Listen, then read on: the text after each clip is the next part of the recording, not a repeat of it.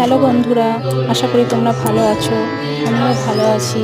দেখো, আমার মেয়ে আজকে গানের ক্লাসে গান করছে, ও আর ওর বান্ধবীরা মিলে।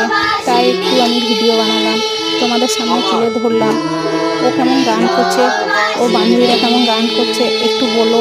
ভালো লাগলে কমেন্ট করে জানিও। সবাই ভালো থেকো, সুস্থ থেকো, টাটা।